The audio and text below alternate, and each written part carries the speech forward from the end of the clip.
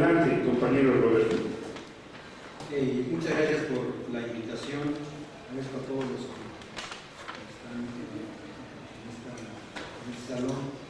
Muchas gracias a la maestra Virginia, que siempre está por acá. Muchas gracias. Entonces, bueno, iniciaremos con primero las posiciones gubernamentales con respecto a la cuestión del CAN, de Alfonso Guajardo. Afirmó que entre las metas del gobierno mexicano de participación en las renegociaciones está el no aceptar frenos al comercio, abrir nuevas oportunidades de negocios y organizar ajustes en los déficits comerciales. Ese es lo que dice el gobierno mexicano que no acepta.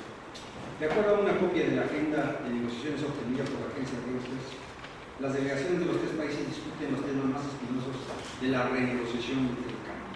Entre ellos, las reglas de origen para los bienes producidos en la región, el sistema de solución de controversias, servicios y comercio en línea, inversiones transfronterizas, acceso a obras públicas, propiedad intelectual y asuntos ambientales. La agenda revela que se están abordando los temas principales para determinar cuán profundas son las diferencias entre las tres naciones, aunque ello es, de acuerdo con un funcionario participante, en medio de un ambiente colaborativo. Al iniciar las negociaciones del CAN, Alfonso Guajardo reconoció que será un proceso difícil en la que parte importante de esa labor será encontrar el punto medio entre las posiciones de los tres países. Vaya posición. El representante de comercio de Estados Unidos, Robert Lighthizer, afirmó que su país no buscará cambiar solo uno de los capítulos del CAN, sino mejorar, ya que ha fallado a muchos estadounidenses, al tiempo que dijo que 700,000 han perdido sus empleos. En su mensaje, el funcionario estadounidense recordó que en el 93 experimentaban un comercio relativamente balanceado, pero desde entonces hemos tenido déficits persistentes. Señaló que durante las conversaciones, entre otros rubros a protegerse, están la agricultura. La ministra de Relaciones Exteriores de Canadá afirmó que su país no ve los déficits o los superávits como una medida de si una relación comercial funciona o no. Agregó que el CAN ha sido balanceado y benéfico para ambos países. Expresó que Canadá compra más a Estados Unidos que China, Reino Unido y Japón combinados, y aseguró que el déficit comercial de Estados Unidos con China es mucho mayor que el que tiene México con Canadá. El titular de la Secretaría de Economía y el canciller canadiense rechazaron alterar las reglas de origen de la industria automotriz, por ejemplo, que exigió el representante comercial de los Estados Unidos al iniciar la renegociación. El umbral actual es de 62% del costo neto para que un vehículo sea considerado un producto regional de América del Norte, y los Estados Unidos piden que sea del 90%. O sea, es un beneficio para ellos. El campo mexicano. Con la firma del Tratado de Libre Comercio hace 23 años, se transformaron las políticas agrícolas, se eliminaron los apoyos al campo mexicano, se copiaron las políticas estadounidenses y se cambiaron las leyes y se eliminó la posibilidad de acceder a la tierra mediante la reforma del 27 constitucional. Con ello, se sometió al campo mexicano a una competencia desleal entre agricultores de Estados Unidos y pequeños productores rurales. Con la apertura comercial se fomentó un modelo agroimportador en alimentos, además de que se han afectado los recursos naturales, agua, suelos, ríos, mares, y se ha acentuado la deforestación y el deterioro de los bosques y las selvas. Las concesiones mineras llegan ya a ocupar el 35% del territorio nacional. Las concesiones petroleras comprometen nuestro territorio. En ambos casos no existe un beneficio para nuestra población. El despojo y el extractivismo de nuestros territorios avanzan aunado al proyecto de las zonas económicas especiales.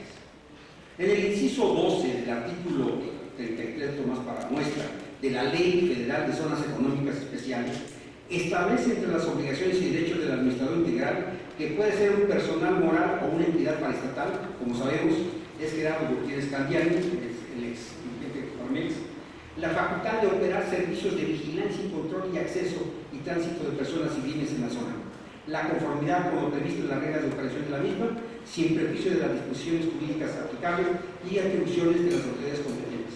Dichas funciones Dichas funciones podrán presentarse por un cuerpo encargado de verificar que la seguridad y vigilancia en las mismas se lleve a cabo por las disposiciones establecidas. En situaciones de emergencia o cuando se ponga en peligro la paz interior a la seguridad nacional, las autoridades federales competentes podrán prestar en forma directa la vigilancia para preservar la seguridad de las zonas económicas especiales. Es otro reto de seguridad. Este proyecto del gobierno federal, anunciado como vía para democratizar la productividad, supuestamente en zonas de marginación económica, como el istmo de Tehuantepec, constituye una profundización del modelo extractivista y un avance hacia la privatización del territorio mexicano. Ni siquiera se preservará la formalidad de la administración del territorio por parte de los gobiernos municipales. Los alcaldes deberán seguir las órdenes del administrador integral a la luz pública. El capital se saca hasta la última máscara. Su junta de administradores se encargará a los gobiernos a su servicio. O sea, rebasarán incluso la cuestión estatal y municipal. Las zonas afectadas, ya lo sabemos, estamos localizados, es Puerto Lázaro Cárdenas, Michoacán, Guerrero, el corredor del istmo de Tehuantepec, incluir los pozos de Coatzacoalcos, los polos de Coatzacoalcos, Veracruz, Salina Cruz, Oaxaca y el puerto Chiapas. El objetivo es realizar la industrialización acelerada de numerosas regiones que hasta ahora pertenecían a comunidades y pueblos originarios y que eran zonas rurales.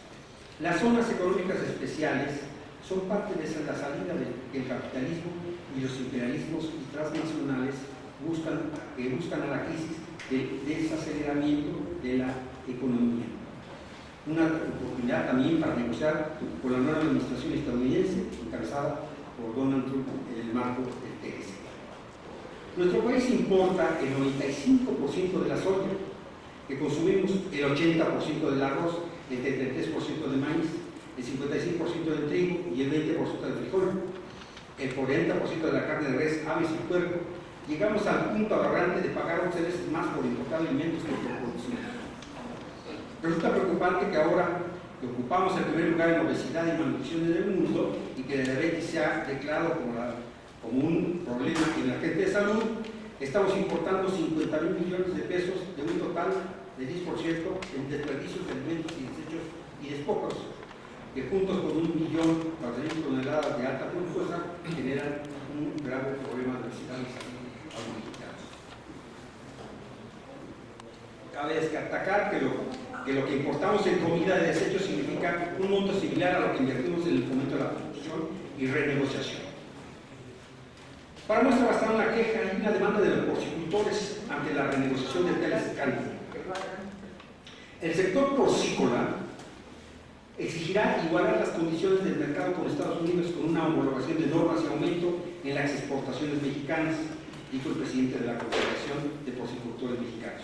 Como es leche y carne de proteína animal, somos los grandes perdedores. Acusó que se ha permitido el ingreso del mercado nacional de pierna de origen estadounidense, así como productos que no son identificados para consumo humano y que pueden dirigirse a alimentos para mascotas y encontrarse en los embutidos.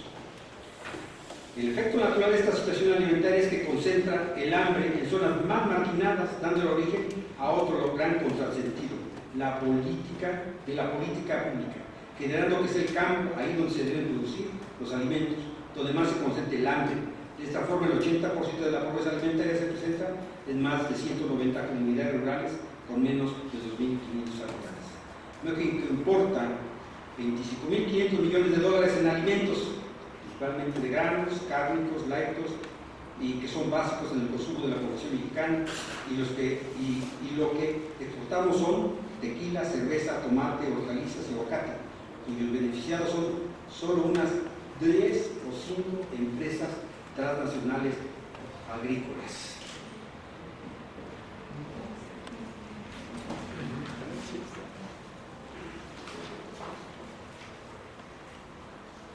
La Comisión para el Diálogo para los Pueblos Indígenas de México elaboró un documento que dice el impacto del TLC en el campo mexicano, en el cual refiere que los campesinos mexicanos en particular fueron desplazados y generaron una migración hacia Estados Unidos.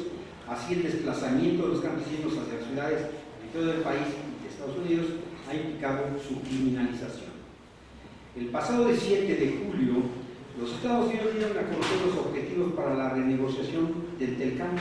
En esencia, mediante una política proteccionista para su país, defiende conceptos ya superados que reviven el TTP, tales como la propiedad intelectual, uso de Internet e inversión, que tendrán efectos dañinos para nuestro país al permitirse las patentes sobre semillas y el uso indiscriminado de agrotóxicos, así como el libre ingreso de transgénicos.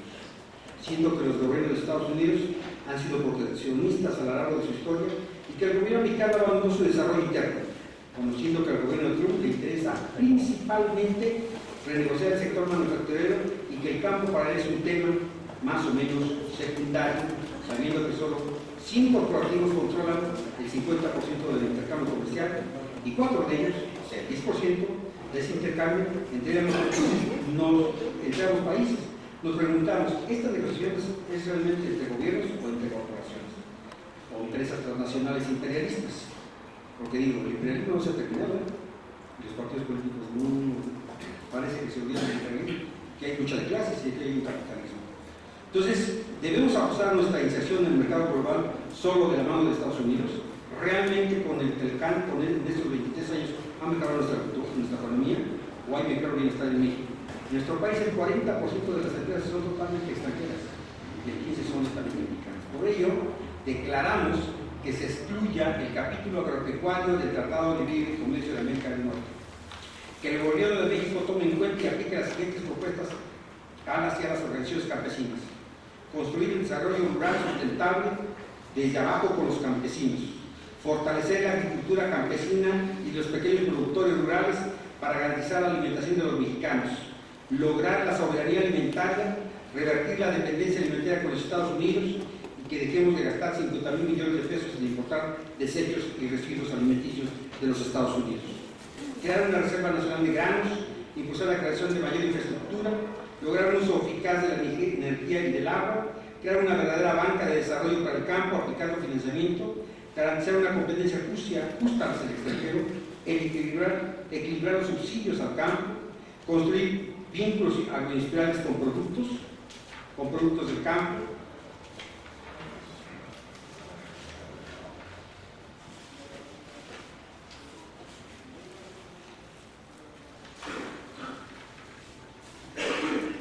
aplicar un enfoque territorial de las políticas públicas, incorporar alta tecnología en la actividad primaria y en los procesos agroindustriales, acordar como política pública de seguridad nacional resolver el problema del hambre de 38 millones de mexicanos, de los cuales más de 20 viven en los pueblos rurales.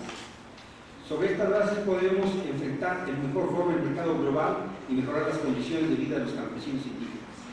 Rechazamos las condiciones expresadas en los objetivos de renegociación del TELCAN, toda vez que atenta contra la soberanía nacional, que permite el uso de patentes que incluyen las semillas, que condiciona adoptar las leyes de ese país e incrementa la dependencia alimentaria y compromete el seguir consumiendo alimentos dañinos. 2. Se consulta al pueblo de México sobre la renegociación, informando y garantizando la definición democrática soberana sobre el futuro y rumbo del país, sometiendo los acuerdos a una consulta popular el mismo día de la elección de 2018, de acuerdo con el artículo 35, fracción octava de la Constitución Política de los Estados Unidos Mexicanos, siendo esta una consulta secreta, universal y directa. 3. Rechazamos la construcción de un muro fronterizo entre Estados Unidos y México, además de que repudiamos la política xenofóbica y racista del gobierno del presidente Donald Trump sobre el pueblo mexicano y afroamericano. En consecuencia, México debe condicionar el inicio del proceso de renegociación del TELCAN a que el gobierno estadounidense retire cualquier intención de poner un muro entre Estados Unidos y México. El restricto respecto a los derechos humanos de los inmigrantes y la condición de que la renegociación del Tratado de Libre Comercio de Norteamérica ya iniciado se garantice un acuerdo migratorio que proteja a los mexicanos residentes en Estados Unidos, además que se facilite la integración familiar, evitando tanto castigos para los hijos y cónyuges que visitan a sus familiares y que impida cualquier impuesto sobre las remesas enviadas por nuestros compatriotas. Esta es una discusión que tuvimos, una larga discusión que tuvimos en una agrupación que se llama El Campo es de Todos, a donde pertenecemos 17 organizaciones. Y En principio, también una discusión que tuvimos en el Frente Indígena Campesino de México, donde aprobamos una serie de medidas, estas últimas medidas, para poder enfrentar el Tratado de Libre Comercio. Seguramente nos vamos a movilizar del 1 al 5 de septiembre, son las negociaciones aquí en México. Seguramente nos vamos a movilizar los campesinos y las organizaciones campesinas, nos vamos a movilizar para esas fechas. Esperemos, a partir de la reunión que tendremos esta semana, poder hacer una acción más contundentes junto con todas las organizaciones campesinas indígenas de México. Muchas gracias.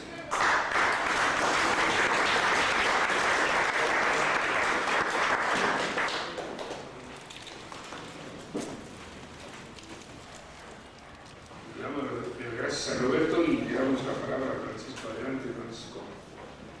Y desde luego recordamos que tienen dos puntos importantes que señaló nuestro primer ponente, que es que se excluya del apartado de campo prácticamente del TLC y la consulta popular o el referendo del día de elección del año del 18.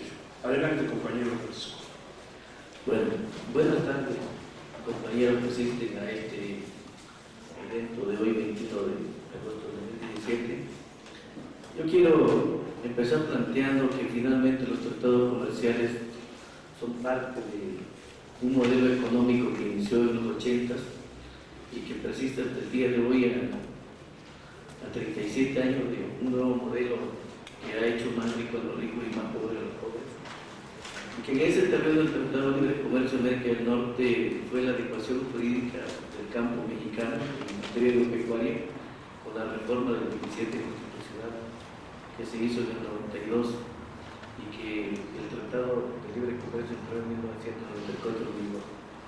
Cuando entró en vigor el Tratado de Libre Comercio, quienes hoy gobiernan, que desde esa etapa lo vienen gobernando, nos planteaban que las inversiones iban a apoyar el campo mexicano y que entonces el campo mexicano iba a desarrollar casi que por arte de magia, ¿no? Quienes éramos y somos críticos al día de hoy en los tratados comerciales, planteábamos que el gran capital no iba a venir a invertir en el campo, en la sierra, en la zona donde no hay infraestructura. Básicamente, donde han invertido los empresarios transnacionales y nacionales ha sido donde el Estado mexicano les ha dotado de infraestructura para que sean rentables sus capitales.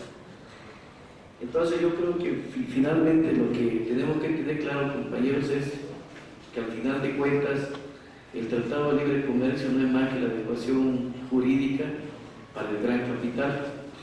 En ese sentido, hoy tenemos 37 años de aplicación de políticas neoliberales, 23 años de Tratado de Libre Comercio, y sin embargo las asimetrías entre el campo norteamericano y el campo mexicano no solo no se han reducido, sino que se han hecho más abismales. Mientras que los norteamericanos subsidian a su campo entre un 10 y 18% a la actividad agropecuaria, México no solamente no subsidia, sino que han desaparecido los créditos para el desarrollo agropecuario. En ese sentido, vemos una política de abandono del campo mexicano. Tan solo en materia pecuaria hemos perdido 6 millones de pies de cría de ganado, lo que ha hecho que México dependa básicamente tanto del exterior en materia de carnes, así como de los engordaderos nacionales, como seguramente todos saben su carne, ¿no? Que hoy en día quien da parte finalizada a los cárnicos del país. En ese sentido, básicamente el campo mexicano está desmantelado. No vemos políticas agropecuarias en el país que apunten hacia el rescate del campo mexicano. Las propias políticas hacia el campo como Procampo, como Prospera, son políticas que apuntan hacia un verdadero desmantelamiento, puesto que Procampo es un subsidio regresivo, puesto que no plantea el subsidio a la producción, sino un subsidio básicamente que apunta hacia que la gente no produzca en el país. Y si todavía consideramos que ese subsidio que está alrededor de 8.000 millones de pesos en el país, el 80% de estos subsidios están concentrados en el 20% de productores en el país, que son básicamente diputados, gobernadores, caciques regionales, y solo un 20% de esos 8.000 millones de pesos se concentra en el 80% de productores del país, que está concentrado en más o menos 4 millones de unidades productivas que van entre 1 a 5 hectáreas productivas del país. En ese sentido, creemos que básicamente lo que tendríamos que hacer para rescatar el campo mexicano pues sería, de entrada, como lo plantea Roberto Rico, es sacar el capítulo de los becarios del Tratado de Libre Comercio. Ningún país en el mundo negocia los productos básicos en tratados comerciales. Japón, China y todos los países asiáticos, todos los países, los propios norteamericanos, no meten en los tratados comerciales los productos básicos de la alimentación nacional. En ese sentido, nosotros creemos que el gobierno mexicano debiera sacar el capítulo de los becarios del Tratado de Libre Comercio de América del Norte, hoy que se va a renegociar. Desgraciadamente no vemos esa actitud del gobierno mexicano.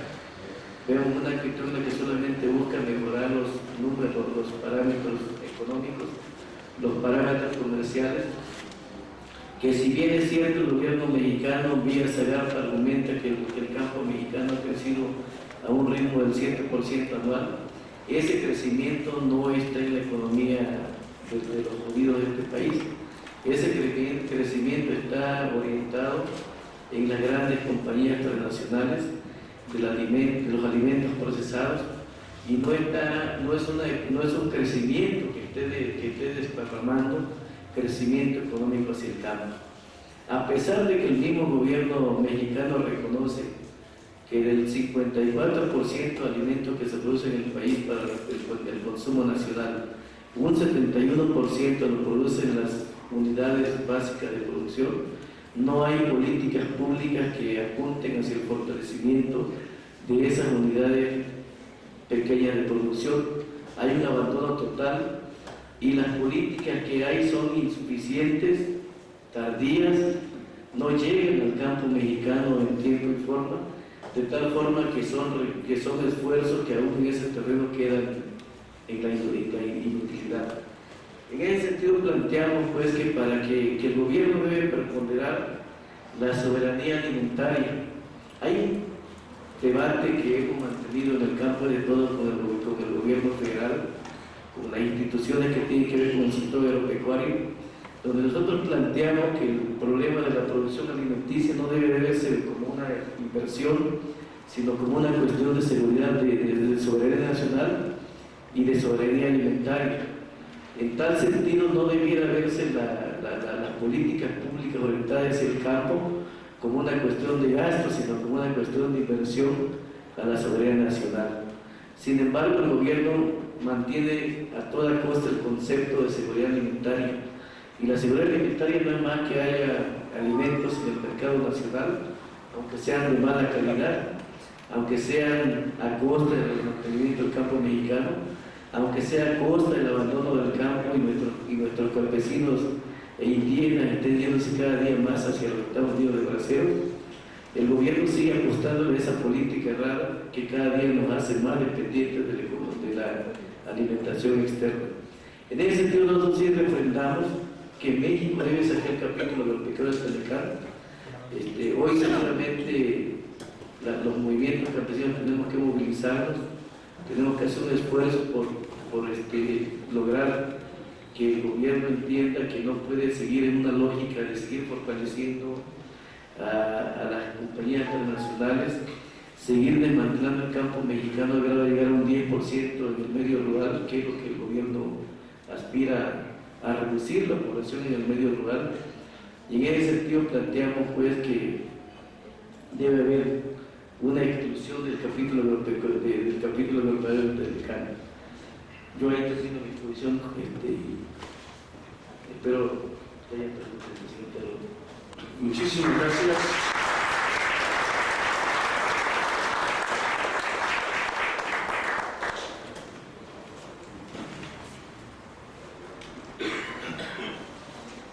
Buenas tardes. Adelante. Agradecemos a Casalam, a la jornada, por la invitación y a ustedes por su presencia.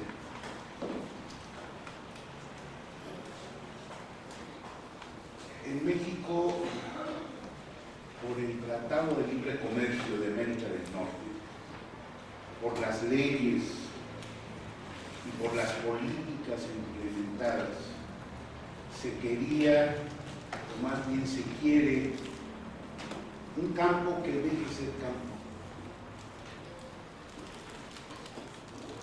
Pero hoy somos una realidad con un territorio de 200 millones de hectáreas que tiene el país. México es el único país en el mundo que en pleno siglo XXI tiene más de la mitad de su territorio, 106 millones de hectáreas, similar a lo que ocupan Francia y España juntas, en propiedad de cerca de 6 millones de ejidatarios y comuneros. Esto bajo la forma de ejidos y comunidades. En el campo vivimos 27 millones de personas, quizás ahora más. Y en cerca de 30,000 ejidos y 2.360 comunidades agrarias. Si hay cerca de 31.700.000 hectáreas son tierras de cultivo, los ejidatarios y comuneros son propietarios del 61% de ellas, es decir, 19.300.000 hectáreas. La mayoría de estas tierras de cultivo son de temporal, el 82%, y predominan las unidades de producción pequeña, 69% del total son menores a 5 hectáreas. Son casi 3.800.000 unidades de producción que se dedican a la agricultura. De estas, 2.800.000 son de ejidos y comunidades. México, esto además, lo que significa que 7 de cada 10 son productores de maíz, 6 de cada 10 tienen menos de 5 hectáreas, se genera el 56.8% del empleo agropecuario, tanto familiar como contratado. Los productores de maíz tienen 2.7 hectáreas en promedio en producción, en caña de azúcar 5 hectáreas, hortalizas 6 hectáreas, frutas 5 hectáreas o menos, café poco menos de 2 hectáreas, en fin. A todo esto hay que agregarle que México es uno de los 12 países megadiversos por su abundancia de ecosistemas, especies y genes. Los bosques y selvas ocupan un poco más de 58 millones de hectáreas y los ejidos y las comunidades agrarias tienen en propiedad un 60% de ellos, 34.600.000 hectáreas. La participación de ejidatarios y comuneros en la conservación de los ecosistemas y la biodiversidad, la captura de agua, la forestería comunitaria, la domesticación y diversificación de las especies han sido y es de importancia fundamental.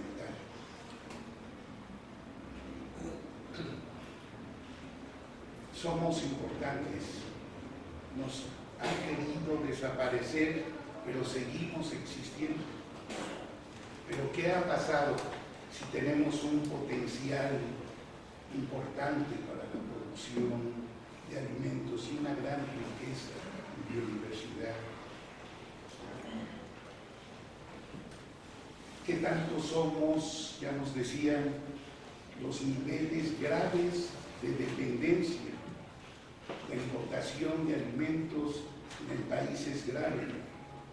Y un país que no es capaz de alimentar a su población es un país pobre, es un país débil, es un país sometido a presiones externas, es un país dependiente. Por eso decimos que la producción interna de alimentos con campesinos, con campesinas, con indígenas, en estos tiempos de una especie de colonialismo corporativo, es un asunto de seguridad nacional y es un asunto de soberanía nacional. Por eso nuestra exigencia, al igual que los compañeros, sigue siendo fuera el Tratado de Libre Comercio de la agricultura o fuera la agricultura del Tratado de Libre Comercio. Y se hay el debate también fuera los alimentos del Tratado de Libre Comercio de América del Norte. Hoy las regiones rurales, en el campo mexicano, estamos viviendo una guerra contra la subsistencia. Quitarnos los medios de subsistencia para volvernos más dependientes del mercado.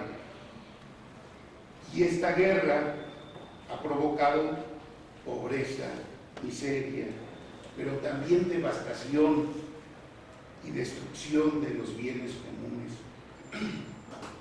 despojos territoriales y expulsión. Y esta situación de violencia e impunidad que vivimos en el campo es resultado del Tratado de Libre Comercio de América del Norte y de las políticas neoliberales implementadas, impulsadas por el Estado mexicano. Nos condenaron con ese tratado a dejar de existir.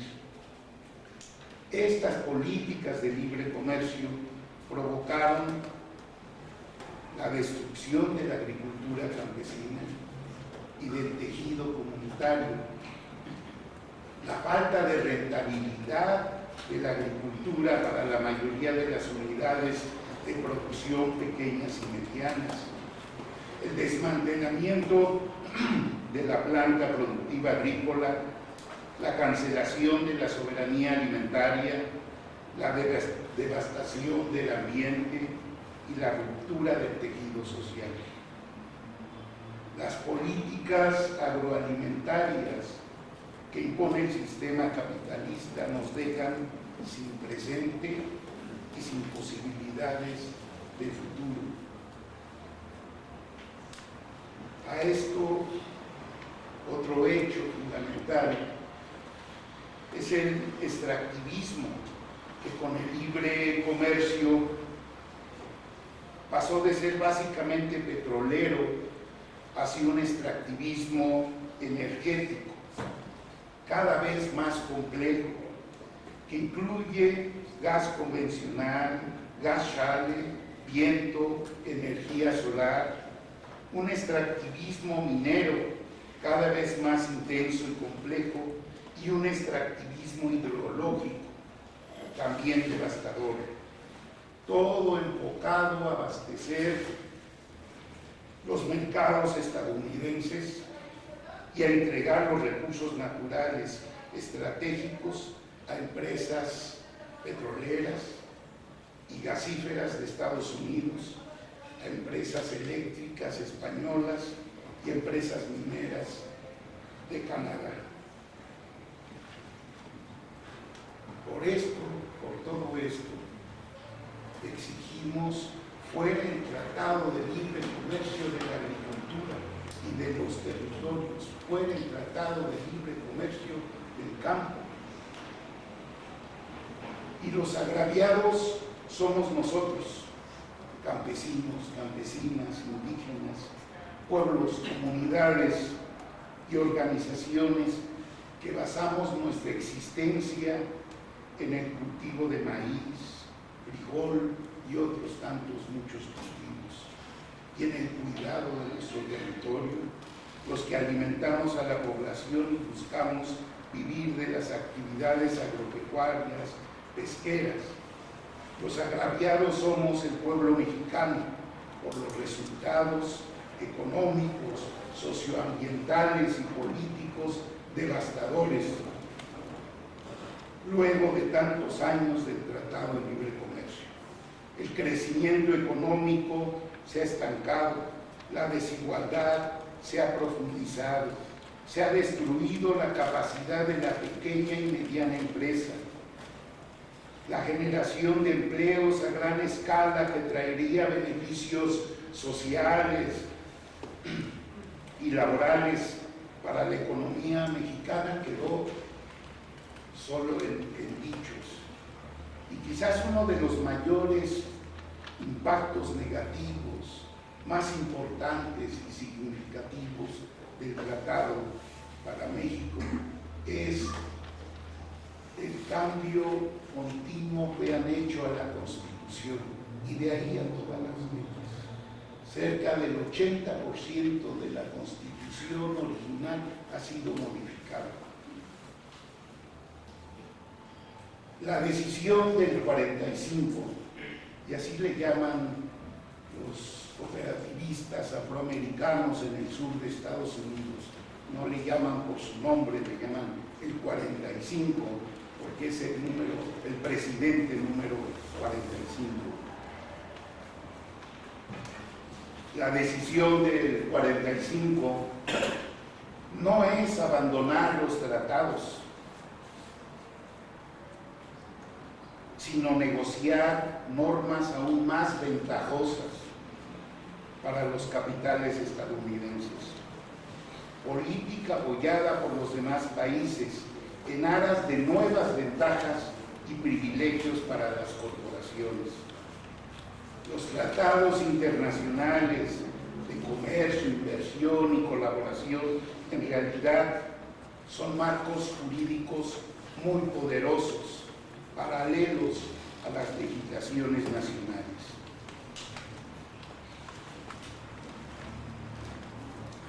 Estar en esas negociaciones y seguramente atacar las nuevas reglas será o es una renuncia grave y peligrosa a la soberanía nacional.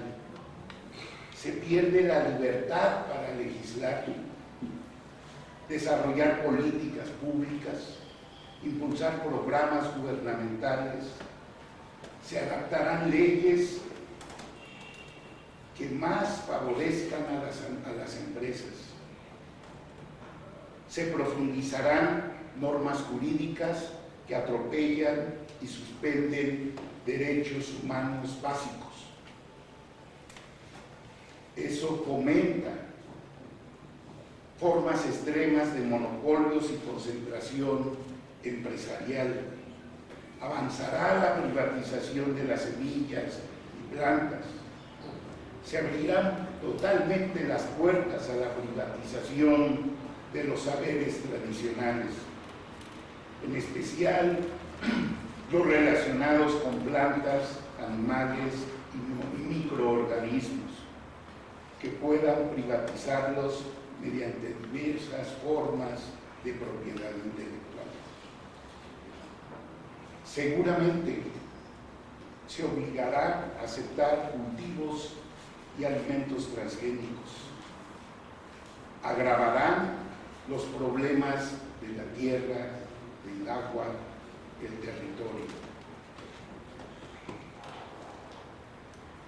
Son tiempos en que se trata de privilegiar más a las corporaciones y el Estado mexicano es lo que ha venido haciendo, ha modificado leyes, ha impulsado políticas, ha desaparecido toda una serie de empresas con las que contaba para fomentar el desarrollo.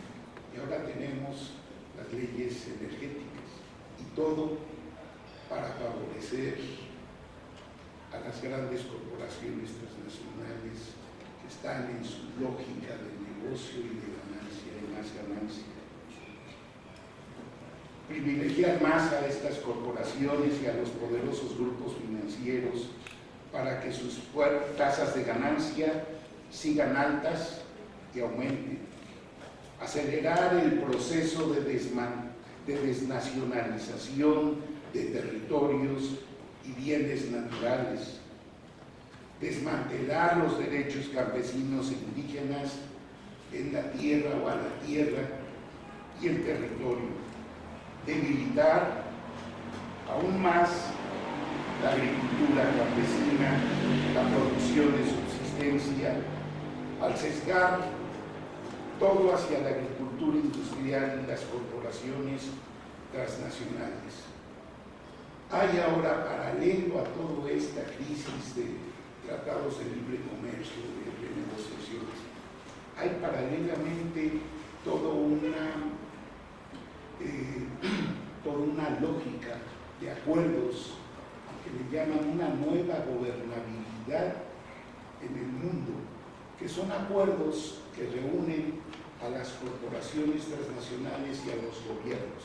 En el centro están los intereses de las empresas transnacionales. No entran leyes, no entran legislaciones, no entran los diputados, es un acuerdo entre gobiernos y empresas. GROW, G-R-O-W, es una concreción de estos acuerdos que están metidos en todo el mundo, en Asia, en África, en América Latina, en los países del sur global. Y que GROW, este programa con 36 corporaciones transnacionales, lograron casi nada meter su iniciativa en el Plan Nacional de Desarrollo, este sexenio que está por concluir. Recursos públicos se van, recursos privados de grandes fundaciones van en función de crear una producción para exportación controlada por las corporaciones transnacionales.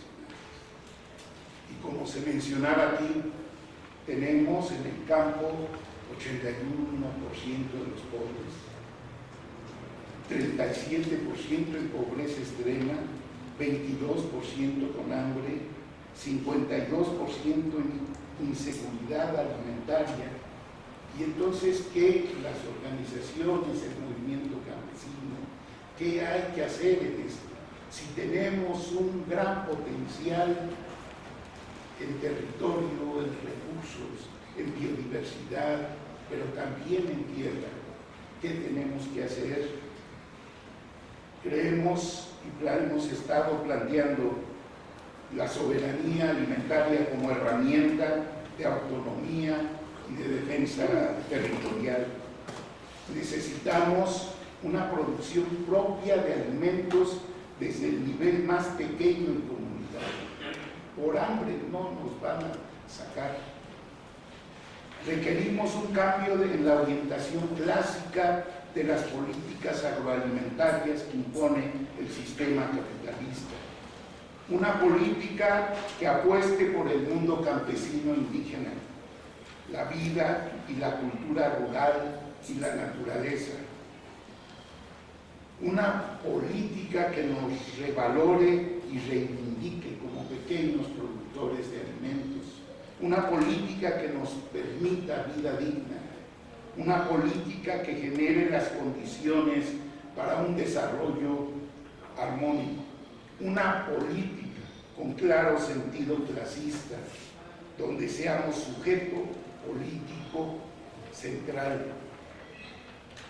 Una política de igualdad de género, una política agrarista que otorgue el valor que se merece a la producción campesina, una política agrícola que opta por un modelo campesino con la agroecología como opción importante, una política agroalimentaria construida desde el reconocimiento de nuestros derechos, una política de recursos, tierra, agua, semillas, o de precios y mercados, de fomento, de comercio internacional, etc.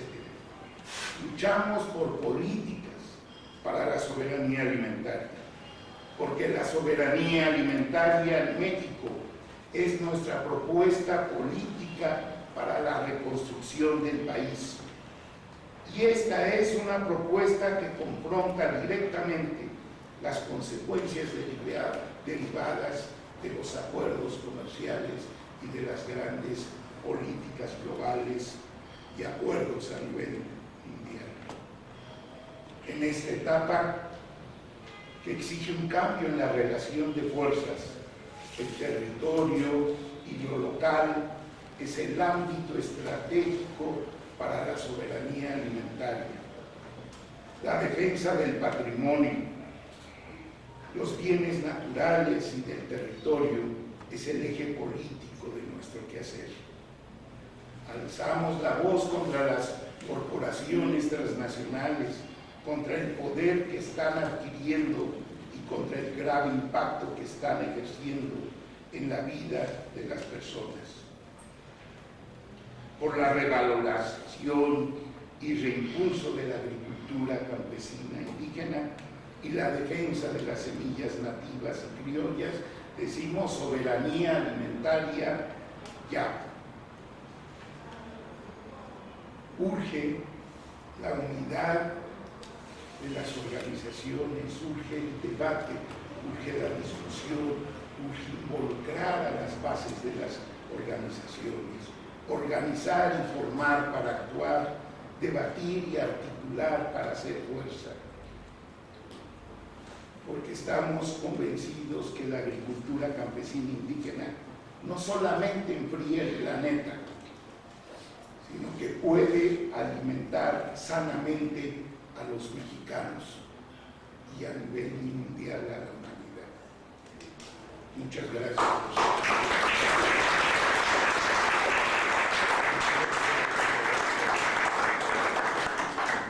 Le damos las gracias a Alberto Gómez y desde luego que con esta numerable información que nos proporciona, pues la destrucción y la devastación del campo es casi ilimitada y esperamos que del 1 al 5, que es cuando se negocia la segunda parte del tratado, pues salgamos millones a la calle para fortalecer las demandas de los grupos campesinos. Bueno, le damos la palabra a José Dolores. Adelante. Gracias. Bueno, primero que nada agradecer igual a Casa Lam, la jornada y a todos que hicieron posible nuestra participación en este foro.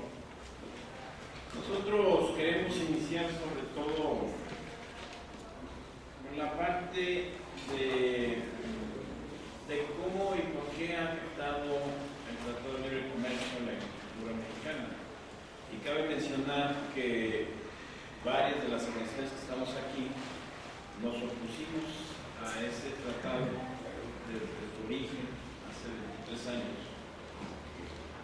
Nos opusimos porque sabíamos que el tratado en esas condiciones no iba a generar ningún bienestar, sobre todo para el campo en México, porque no había las condiciones que se tenían en otros países, sobre todo en los del Tratado de Libre Comercio de América del Norte, Estados Unidos y Canadá, cuando en Estados Unidos los subsidios a la agricultura eran muy superiores a los subsidios o a los recursos que se tenían en la agricultura mexicana. Esa era una de las trabas muy difíciles que tenía y una de las cosas que nosotros siempre tratamos de decir.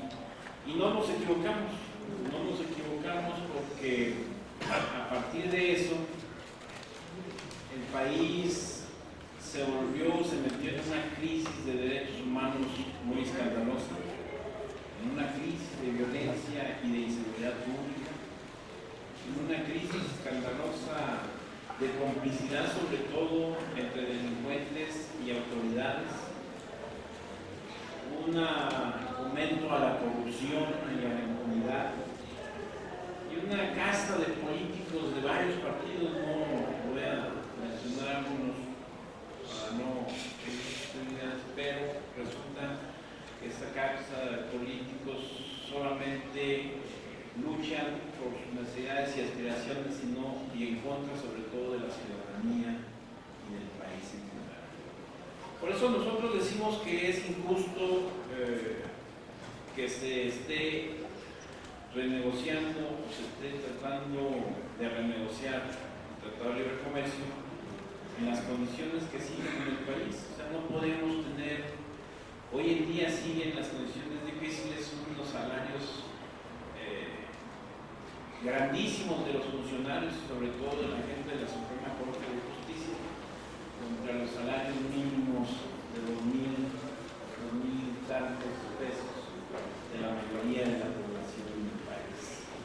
No podemos estar de acuerdo nosotros en un tipo de eso. Pero hay que ver también la situación que marca el gobierno mexicano. Miren, en una nota publicada por el secretario Guajardo, el secretario de Economía, el día 31 de junio de este mes pasado, ellos decían cuál era la parte que se iba a negociar en el Tratado de Libre Comercio. Y ellos decían que uno era fortalecer la competitividad de América del Norte. En realidad somos competitivos, la verdad es que no. La verdad es que siempre nos han usado, que somos los más disparejos de los tres países que participamos en el tratado, y que un gran número de empresas, sobre todo de ellos, se han beneficiado en esa parte. La Secretaría de Economía anuncia, la Secretaría de Agricultura anuncia que uno de los sectores muy favorecidos con el Tratado de Libre Comercio es la agricultura mexicana.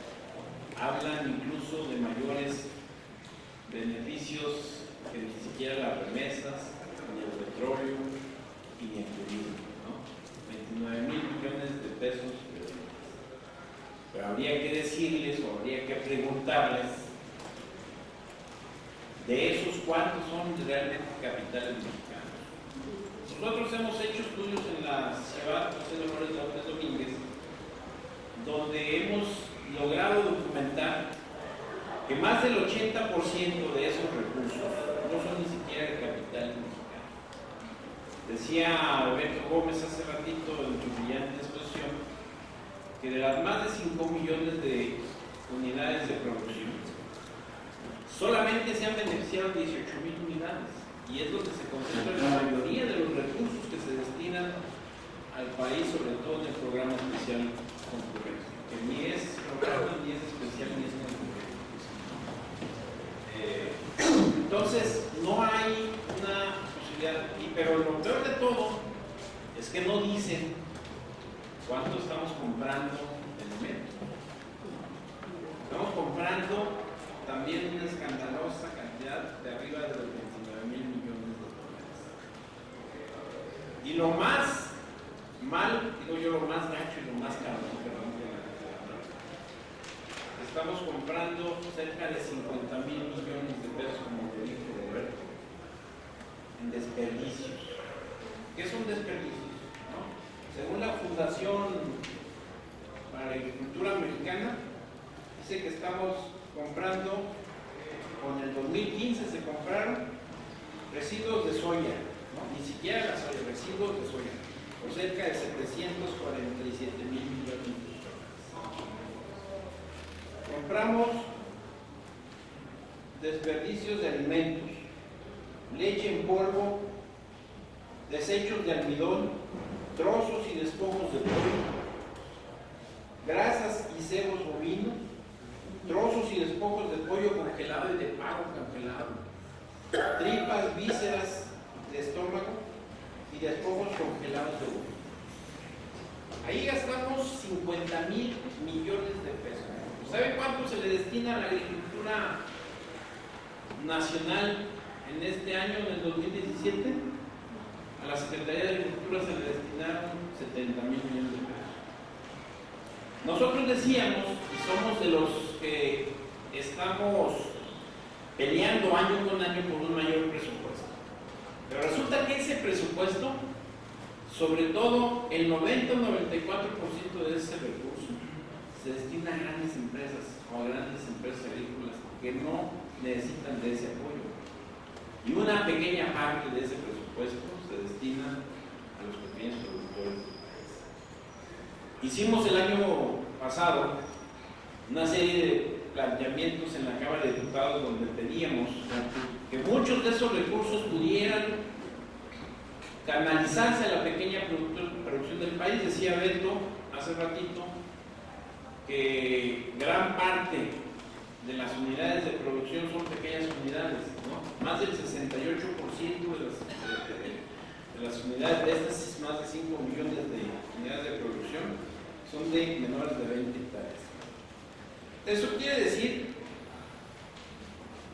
que los alimentos en el país, lo que consumimos los mexicanos, o una parte importante, más o menos entre el 50 y 55%, los producen los pequeños productores que no tienen apoyos, que no tienen recursos, que se ha encargado el gobierno de ir quitando esa parte y que ha traído consigo lo que ya dijo Beto, ¿no? Mayor pobreza en el campo, mayor abandono y mayor dependencia alimentaria.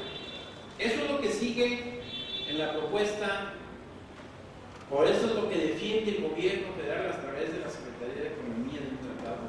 Eso no es justo, no es justo para un país tan rico y tan importante como decía Beto en estas condiciones.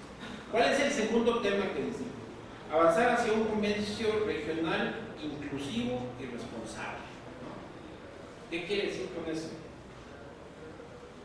En el caso del campo, el comercio regional ha sido excluyente y somos marginales. Nos venden desechos y vísceras, como ya le dije hace ratito, y lo único que vendemos, o las únicas cosas que tenemos nosotros de venta hacia ellos es aguacate, tomate, cerveza, tequila, pero somos dependientes, sumamente dependientes en más del 45% de los granos básicos que consume la población mexicana.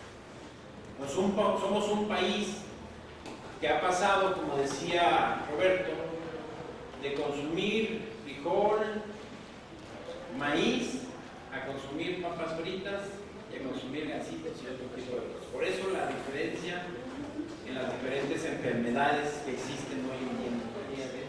Diabetes, somos en primer lugar, obesidad infantil en segundo, ¿no? Año con año en este país, 7,000, 8,000 amputaciones por diferentes complicaciones con la parte de la diabetes. Y entonces, eso es lo que nos ha traído en esta parte del comercio exterior, ¿no? Eso es lo que ha traído al país mayor dependencia alimentaria, pero sobre todo diferentes enfermedades que no se veían en otros tiempos. Diferentes cánceres por la producción o por la producción de alimentos con agroquímicos. El tercer punto dice aprovechar las oportunidades de una economía del siglo XXI. Yo creo que ni él ni Oaxaca sabe qué es eso. Yo quisiera que nos explicara cuál es esa economía del siglo XXI. O sea, ¿qué está diciendo Estados Unidos? Estados Unidos nos está diciendo vamos a renegociar el tratado de comercio porque tenemos un déficit con ustedes de 67,000 millones de dólares. ¿Saben en qué está ese déficit? 58,000 millones de dólares vienen en autos. Y solamente ese déficit están dos estados de la Unión Americana, Michigan y California. ¿Saben cuál es el déficit con la agricultura, con el campo mexicano? El 3%, y el otro 2% están diferentes cosas en diferentes estados. Van a aprovechar las oportunidades. No hay oportunidad, no hay forma de negociar un tratado de libre comercio en esas condiciones. Y la cuarta dice, promover la certidumbre del comercio y la inversión de América Latina, América del Norte. Hace poquito salió una nota importante, sobre todo de un país nosotros negociamos un tratado de libre comercio en condiciones desfavorables para el país. Hoy en día se está diciendo, por ejemplo, que la globalización o la desglobalización es un hecho. El modelo económico que impera en el país, muchos estudiosos dicen que ha caído, que ya no va a existir, ya no existe, están buscando nuevas formas. ¿Por qué nosotros tenemos que aprovechar, por qué seguir en esas condiciones de un tratado de desiguales con Estados Unidos? En el caso del presidente chino, dijo algo importante que a mí me pareció importante tenerlo aquí o poderlo decir. Dice: promover firmemente la construcción de una economía mundial abierta. Y luego dice un tema muy importante: a través o caracterizado por la inclusión, la cooperación y el beneficio compartido. ¿Qué quiere decir eso? Pues quiere decir que nosotros tenemos oportunidad de buscar un comercio entre iguales con otros sectores, no solamente mirar hacia los Estados Unidos. Sí es cierto que ahí se coloca una cantidad importante de los productos mexicanos, ¿no? Sí es cierto que debemos de elevar, creo yo, nuestra forma de negociar en diferentes cosas, pero es importante que busquemos otros horizontes. No podemos estar a expensas de lo que a una persona de un gobierno se le ocurra y ahora, ¿saben qué? Como no me satisface la negociación en estos momentos, y lo que pido es que lo vamos a revisar para ver cómo me lo chingo más. Eso es lo que está pasando, de veras. O sea, no es una cosa, miren, hicimos un documento, a mí me parece sumamente importante, y estamos, creo que en esta parte centramos ya en la propuesta de nosotros. La pugna no es por un comercio más justo ni por otra cosa, es una pugna por la hegemonía agroalimentaria, ¿no? ¿Por qué decimos esa parte? Se trata de una guerra, ya sea directa o disfrazada, de diplomacia o de democracia, como lo han hecho en varios países. Lo están haciendo hoy en Venezuela, lo hicieron en Irak, lo hicieron en otros, para controlar sobre todo la parte del petróleo y la parte de la energía, que por cierto en el país fue desastroso, ha sido desastroso todo lo que nos han hecho a través de lo que decía Beto, de las diferentes reformas que se le han hecho a la Constitución, pero sobre todo afectando gravemente a los suelos y al agua del país, ¿no? Resulta que hoy tenemos, decía Roberto, más del 35% de nuestras tierras ocupadas por incluso empresas transnacionales o por mineras. Nosotros decimos que es más que eso, más del 40% de lo que está ya ocupado por diferentes compañías mineras, compañías agrícolas, ¿no? Grandes compañías agrícolas incluso que no son de acá. Y entonces eso está afectando gravemente, sobre todo por la posesión de tierras y la contaminación de aguas en el país. En el caso de nosotros decimos que Estados Unidos ha hecho este tipo de trabajos, sobre todo para tener control de los granos, sobre todo del maíz. Miren, les voy a dar unos datos, por ejemplo. En el caso de entre el 2006 y 2007, el aumento del uso del maíz pasó de 58 millones de toneladas a 81 millones de toneladas, lo que equivale a 2 veces más en la parte mundial para producir etanol. ¿Eso qué hizo? Que hoy, por ejemplo, le estamos nosotros comprando cerca de 12 millones de toneladas, sobre todo el maíz amarillo, para alimento del ganado, a los Estados Unidos. Eso es lo que dice la Secretaría de Agricultura, pero en realidad estamos comprando alrededor de 27, porque lo estamos comprando en alta fructosa también, casi 7 millones de toneladas, y le estamos comprando también en la parte de etanol. O sea, hoy en día este país que es uno de los mayores productores del mundo de petróleo, estamos comprando el etanol porque así lo especifica el Tratado de Libre Comercio. Bueno, al colmo de esto, en la parte, del comercio, sobre todo en la parte del azúcar, se negoció de una forma escandalosa, ¿no? Nosotros vendemos un kilo, una tonelada de azúcar y tenemos que comprarle una tonelada de alta fructosa, que ha traído lo que ya dijimos hace rato, cánceres, diferentes cosas. Pues no podemos estar nosotros en esa parte. Y además, los subsidios, como decía hace ratito, que se siguen canalizando en los Estados Unidos para producir etanol, ellos tienen un subsidio aproximado de entre 21 y 22 dólares por el galón de etanol, ¿no? Cuando aquí en México el subsidio para los productores de maíz es escaso y para los que alcanzan, ¿no? A través de los recortes que se han hecho escandalosamente en este gobierno del Enrique Peña Nieto, el campo ha tenido recortes descomunales. Más de 80,000 millones de pesos en lo que va del sexenio, solamente en este año que se aprobaron el año pasado. Fíjense cómo están las cosas tan jodidas aquí, que resulta que se aprueba en la Cámara de Diputados 318,000 millones de pesos. La Secretaría de Hacienda con sus diferentes cosas hace los recortes y le deja solamente 304,000. Pero aún así, las dependencias no operan todo y tenemos un subejercicio de 12,000 más los 18 son 30,000 millones de pesos en este año. O sea, no puede seguir siendo una política pública de este tipo, de estas consecuencias en el país. No podemos seguir en esa parte. Por más que el gobierno de México quiera resaltar avances macroeconómicos, lo cierto es que esto ha significado abandono al campo, pobreza por hambre de 20 millones o más de 20 millones de campesinos, miseria en más de 10 millones de campesinos e indígenas en el país. ¿Qué quiere decir esto? Que no tienen para comer más que una vez a veces al día. Entrega de tierras rurales a empresas mineras, sobre todo extranjeras.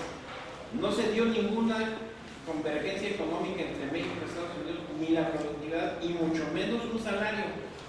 El aumento de la proporción desfavorable para México del ingreso per cápita respecto a 20 países de América Latina. Antes éramos el lugar número 3 o 4, hoy ocupamos el lugar 18, ¿no? Tenemos una dependencia alimentaria mayor a los 45% de lo que consumimos a nivel nacional, ya lo habíamos dicho, y por eso es importante lo que comentaba los compañeros que me precedieron, Beto y Francisco y Roberto. Creo que es indispensable, es fundamental, 3 temas en este caso, con eso termino.